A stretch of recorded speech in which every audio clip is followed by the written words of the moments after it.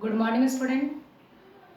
आज हम अध्याय दूसरा अम्ल, क्षारक एवं लवण के बारे में अध्ययन करेंगे। पिछली कक्षाओं में भी आप लोगों ने अम्ल, क्षार और लवण के बारे में सामान्य अध्ययन आप लोगों ने किए होंगे। तो इसी से संबंधित आज हम अम्ल, क्षार और लवण क्या होता है इसके संदर्भ में आज अध्ययन करेंगे।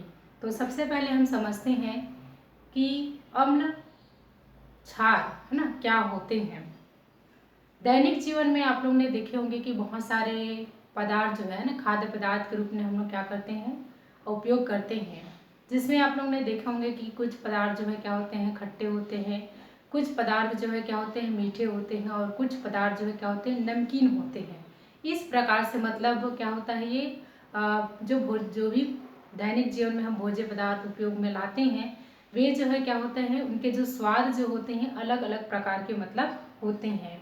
और इसके बारे में हम अध्ययन है ना कि वह जो पदार्थ हम उपयोग में ला रहे हैं वह अम्ल है, क्षार है या फिर लवण है, इसके बारे में हम पता कैसे करते हैं, है ना। तो इसके लिए हम क्या करते हैं, एक सूचक होता है, उस सूचक के माध्यम से हम हम पता कर सकते हैं कि कौन सा पदार्थ अम्ल है और कौन सा पदार्थ क्षार होता है, या फिर कौन सा जो पदार्थ होता है वो लवण के अंतर्गत आते हैं। कुछ एग्जाम्पल आप लोग के पाठ्य पुस्तक में दिया गया है, यानी कि प्राकृतिक जो स्रोत होते हैं उसमें क्षार और अम्ल की उपस्थिति के बारे में आप लोग को बताया गया है। जैसे कि आप लोग इमली है ना, इमली जो है ना स्वाद में खट्टा मीठा होता है, यानी कि इसमें कौन सा अम्ल मतलब पाया जाता है, इसमें टार्टरिक अम्ल मौजूद होता है, जिसके कारण से यह खट्टा मीठा लगता है। इसी प्रकार से सेब है, सेब में मैलिक अम्ल की उपस्थिति होती है। सिरका है, सिरका को एसिटिक अम्ल भी कहा जाता है। इसके अलावा टमाटर, टमाटर में आपका ऑक्जेलिक अम्ल प्रेजेंट होता है। और इसके साथ ही है ना कुछ क्षार होते हैं, जैसे आपका चूना है ना, चूना को क्या कहते हैं, आपका कैल्शियम हाइड्रोक्साइड कहा जाता है। खाने का सोडा जो होता है जिसको सोडियम हाइड्रोजन कार्बोनेट कहा जाता है ना। प्रति अम्ल के रूप में मैग्नीशियम हाइड्रोक्साइड होता है। तो इस प्रकार से जो प्राकृतिक जो स्रोत है ना, जिनमें क्या होते हैं आपका अम्ल और क्षार के यहाँ पर कुछ उदाहरण प्रस्तुत किए गए हैं। तो आइए सबसे पहले हम जानते हैं कि अम्ल क्या होता है ना। तो अम्ल वे पदार्थ होते हैं है ना, जो कि क्या करते हैं, जल में घुल करके है ना, जल में घुल करके H आयन क्या करते हैं, प्रदान करते हैं, उसे हम क्या कहते हैं, अम्ल कहा जाता है। अम्ल जो होता है क्या होता है, स्वाद में मतलब खट्टा होता है।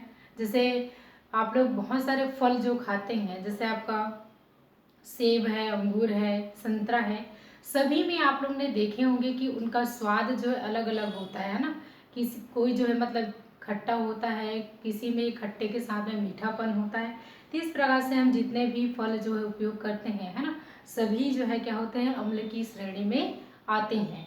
ठीक है, तो अम्ल क्या होते हैं, अगर परिभाषा के रूप में अगर कहा जाए तो हम कह सकते हैं कि अम्ल है ना वे पदार्थ होते हैं जो जल में घुल करके क्या करते हैं, आपको हाइड्रोजन आयन प्रदान करते हैं, उसे हम क्या कहते हैं, अम्ल कहते हैं। ये स्वाद में कैसे होते हैं, खट्टे होते हैं। और इसको हम पहचान कैसे कर सकते हैं, तो इसके लिए क्या होता है, एक सूचक होता है ना, क्या होता है आपका सूचक होता है।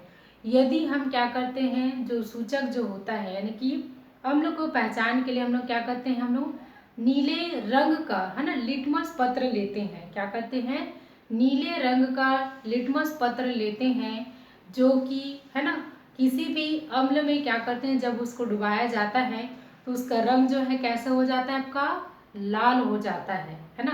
कहने के तात्पर्य, नीले लिटमस पत्र को किसी भी है ना अम्ल में मतलब डुबाया जाता है तो वह किस में बदल जाता है, लाल रंग में बदल जाता है। तो इसका मतलब यह है कि वह क्या है, अम्ल होता है। ठीक है, तो इस प्रकार से मतलब है ना, ये तीन उसके मुख्य पहचान है। पहला आपका क्या हो गया, मतलब पहली जो विशेषता है कि अम्ल वे पदार्थ होते हैं जो जल में घुल करके क्या करते हैं, हाइड्रोजन आयन देते हैं। दूसरी विशेषता, यह स्वाद में खट्टा होता है। तीसरी विशेषता यह होती है कि जब हम है ना किसी भी पदार्थ में नीले लिटमस पत्र को जब डाला जाता है ना, या डुबाया जाता है, तो वह जो है लाल रंग में क्या हो जाता है, बदल जाता है। ठीक है, ये 3 अम्ल की प्रमुख विशेषताएं जो है होती है। आइए हम इसे कुछ उदाहरण से इसे समझने का प्रयास जो है करते हैं। जैसे कि HCl है ना, ये जो है सूत्र जो होता है आपका क्या होता है, हाइड्रोक्लोरिक अम्ल का होता है। किसका होता है, आपका हाइड्रोक्लोरिक अम्ल का होता है। ठीक है, ये जो है जल में घुल करके है ना क्या करते हैं, आपका हाइड्रोजन आयन देते हैं, यानी ये हाइड्रोजन आयन में परिवर्तित हो जाते हैं और ये आपका क्लोरीन जो है अलग हो जाता है। ठीक है, तो यहाँ पर जो अम्ल जो होते हैं है ना, वो क्या करते हैं, आपका जल में घुल करके H आयन देते हैं। क्या करते हैं, आपका H आयन देते हैं या फिर हाइड्रोजन आयन जो है देते हैं। दूसरा उदाहरण और ले सकते हैं हम, जैसे कि आपका H2SO4। ठीक है, तो ये जो है आपका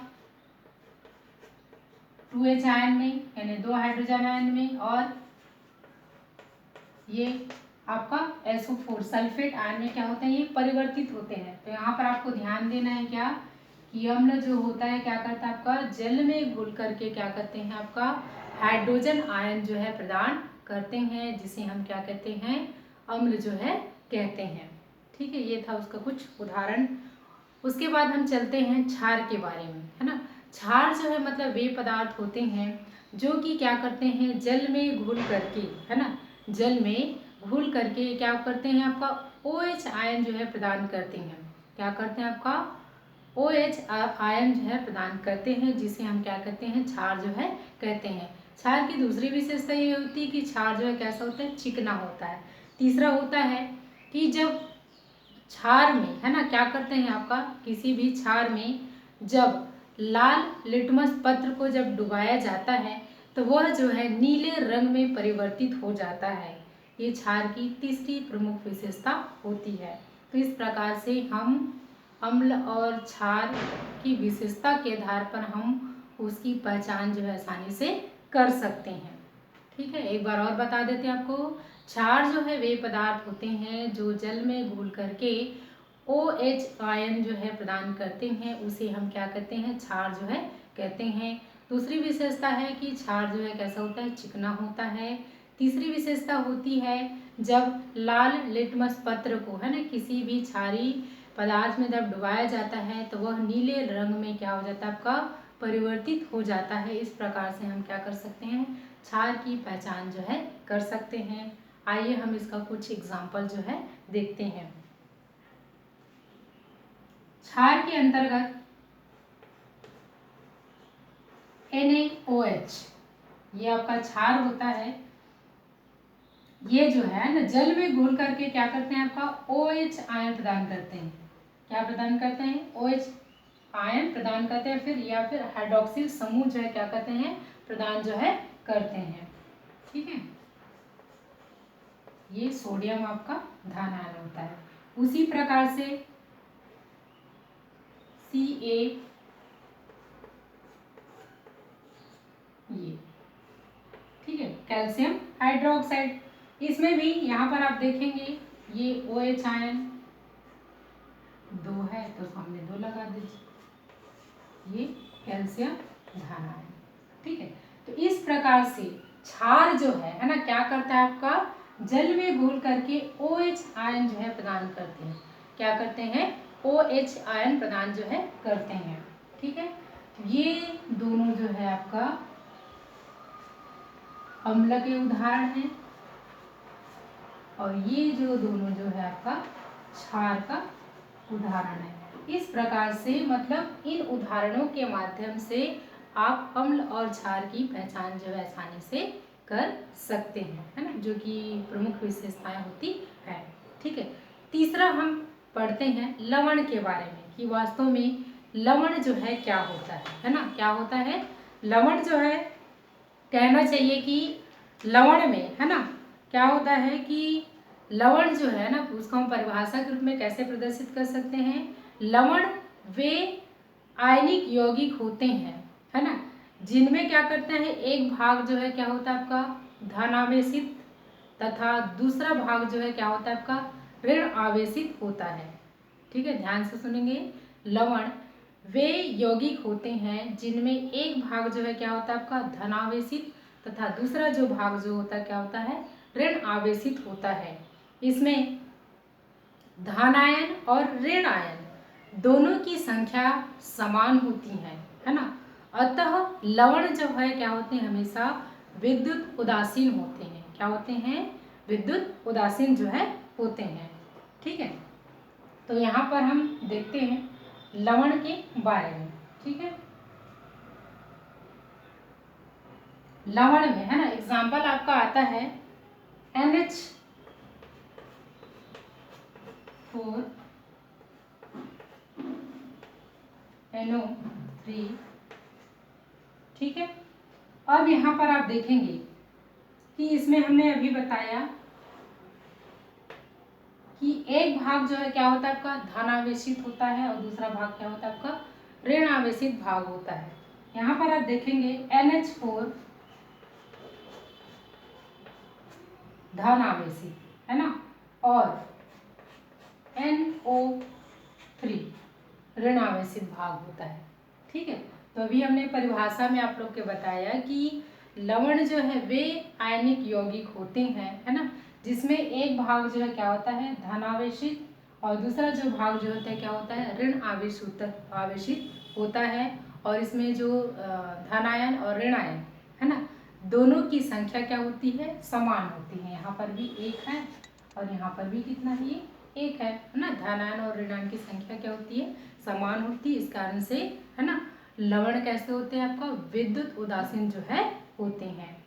कहते हैं अगर आपको कोई पूछे है ना इनकी प्रकृति के बारे में है ना किस प्रकार की इसकी प्रकृति होती है, तो यहाँ पर हम जैसे समझते हैं कि एक जो भाग जो होता है ना वो क्या होता है धनावेशित भाग होता है, दूसरा जो भाग जो होता है क्या होता है आपका ऋणावेशित भाग होता है। तो यहाँ पर आप देखेंगे जो धनावेशित जो भाग जो होता है ना वो जो होता है आपका क्षारीय मूलक होता है। क्या होता है ये क्षारीय मूलक होता है। और जहां आपको ऋणावेशित भाग जो दिखाई दे रहा है वो क्या होता है आपका अम्लीय मूलक होता है। इस प्रकार से है ना प्रश्न आपके एग्जाम में पूछा जाता है लवण क्या है या फिर किसी लवण की जो प्रकृति जो होती है किस प्रकार जो है निर्धारित जो है की जाती है, तो आप इस एग्जाम्पल के माध्यम से बता सकते हैं है ना। तो लवण जो है क्या होते हैं वे आयनिक यौगिक होते हैं जिसमें एक भाग जो है धनावेशित भाग और दूसरा जो भाग होता है ऋणावेशित भाग होता है। और इसकी प्रकृति के बारे में अगर पूछे तो आपको बताना है जो धनावेशित जो भाग जो होता है वो क्षारीय मूलक कहलाता है और ऋणावेशित जो भाग होता है वो अम्लीय मूलक जो है कहलाता है। तो इस प्रकार से हम है ना आज की जो टॉपिक है उसमें हमने पढ़ा अम्ल क्षार और लवण के बारे में। धन्यवाद।